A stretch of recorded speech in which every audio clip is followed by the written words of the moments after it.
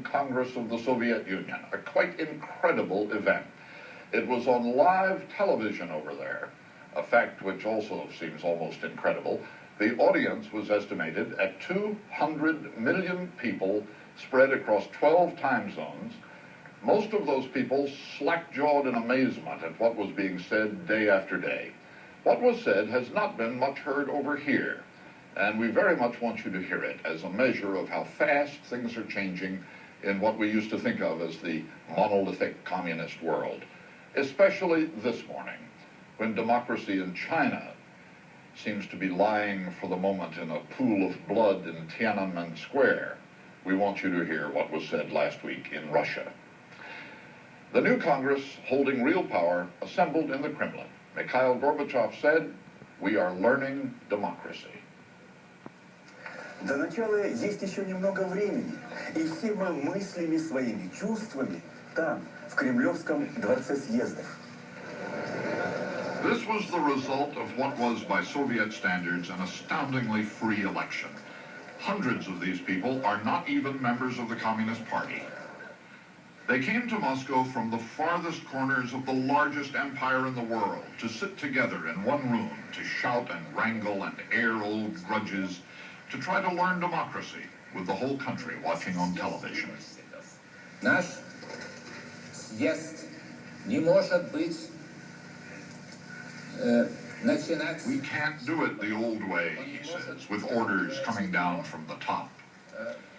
He is Andrei Sakharov, Nobel Prize winner, then disgraced exile in Gorky, now a deputy of the people. But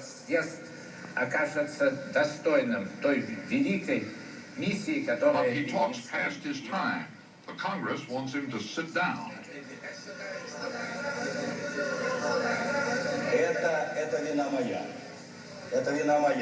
The fault is mine, says Mikhail Gorbachev, presiding.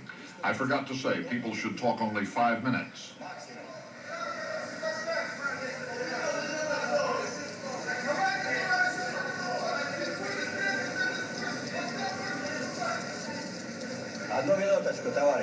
One little minute, comrade.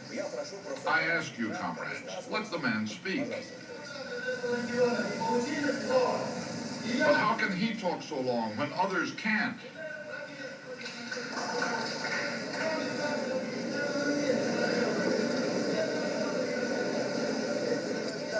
They are learning democracy. The chair cautions another speaker not to say racist things about the Armenians. But I'm not saying negative things about Armenians. What I'm saying applies to all of us.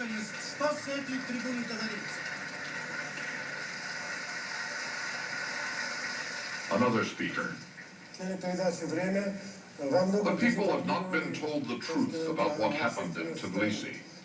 He's talking about the gassing of civilian demonstrators by soldiers in the Georgian capital.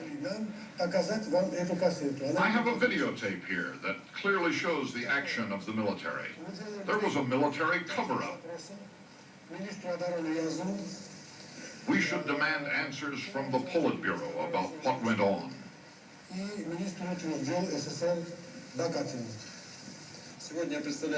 I represent thousands of voters in Leningrad. And while I'm not used to this, none of us is used to coming up here and throwing questions at the leader of our country. We're not at all used to working this way. But this is a time not only to raise these tough questions, but to get answers, to get used to all this. And the people I represent want to know. And therefore I ask you, Mikhail Sergeyevich, what about that big house of yours in the Crimea, that dacha of yours? Do you really have such a big vacation house? We would like to have your denial or your confirmation of this. We would like to know.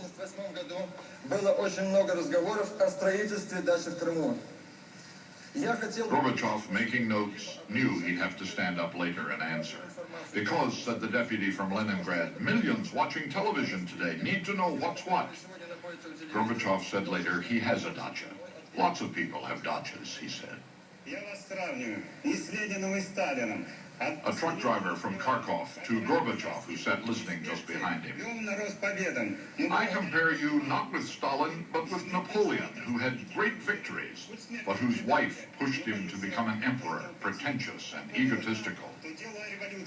I don't know whether you can avoid the pressure from your wife. Never in history has there been such power behind the throne.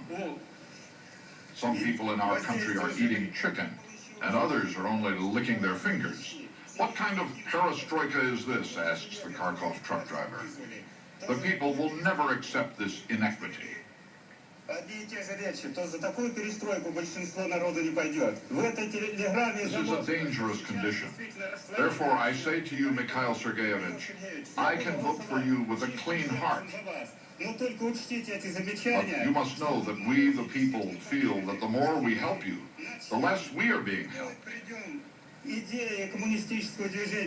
Therefore, I will vote for you, but you have to do something about this. The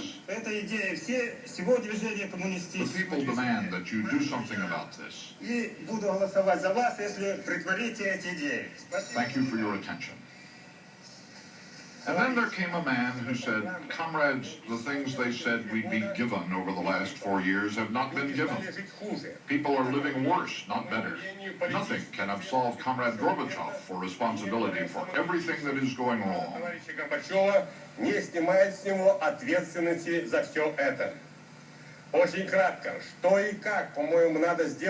was Boris Yeltsin, expelled from power last year, now back as a hero of people in the streets. We have to spread the power around, he says. We have to decentralize the economy. He called for a law limiting the power of the Communist Party. He called for an annual national referendum on the performance of Mikhail Gorbachev. The KGB, he says, is not under the control of the people. It is the most secret and conspiratorial of all our institutions. This was the most shocking speech of all. It was delivered by Yuri Vlasov, who won a gold medal for weightlifting in the 1960 Olympics. The military and the KGB sat there and listened. The KGB, he says, has persecuted and tortured and killed our people. The KGB is a threat to democracy. Many people in the room knew that Yuri Vlasov's own father was ordered into the secret police headquarters building one day in the 50s and never was seen again. Why does the KGB have a monumental headquarters in the center of Moscow, he asks. That KGB building should be turned into a library full of books. That's what we need. We must dismantle the secret police apparatus.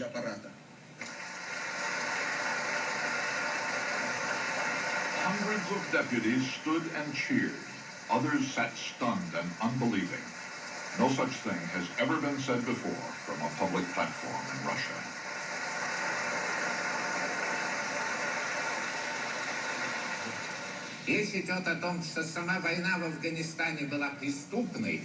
Sakharov again, saying what they didn't want to hear, defiant. That war in Afghanistan was criminal. It was a crime against the whole people.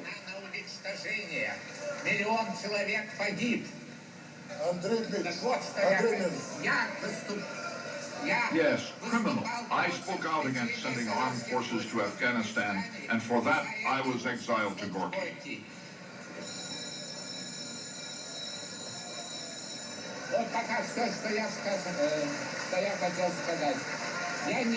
That's all I want to say. I'm not going to apologize to anyone. I haven't insulted the army. I am insulting, cursing those who ordered the army into Afghanistan. We are learning democracy, Gorbachev said. This is all wrong, he says. Every morning, the secretary ought to say who will have the chance to speak. Gorbachev, all right, we'll do it that way. Then, hey, do you have a question? I want to say something. About what, Gorbachev says. About what's going on right now, he says.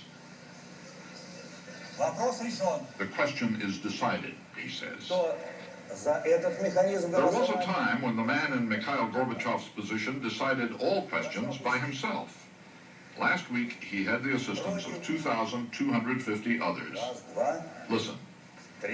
This is the voice of the maximum leader of the Soviet Union. What he is doing is counting votes. 13, 14, 15, 16, 17, 18, 19, 20, 21, 22, 23, 24, 25, 26, 20. Vote in the world. I think it's going to be nice to just sit for a few minutes and hear about a television show. Well, I bring you the consolation of unreality. There's a nifty TV movie on tonight on NBC at 9 o'clock. I'm not going to tell you that Shannon's deal doesn't look like anything you've ever seen before. There are drugs, gangsters, crooked cops, a government cover-up, and enough paranoia to stuff a Robert Ludlum. Shannon's deal looks a lot like Miami Vice, except most of it happens in Philadelphia, and LA Law, except this lawyer, Shannon, is downwardly mobile with a gambling problem. And 3 Days of the Condor, in which Robert Redford took on a renegade CIA, and Under Fire, Salvador, and Missing, because if popular entertainment these days has a mind, conscious or unconscious, the United States is its superego, and Latin America is its id. But Shannon's deal doesn't sound like anything you're used to hearing on commercial television. That's because John Sayles wrote the words, and Wynton Marsalis wrote the music.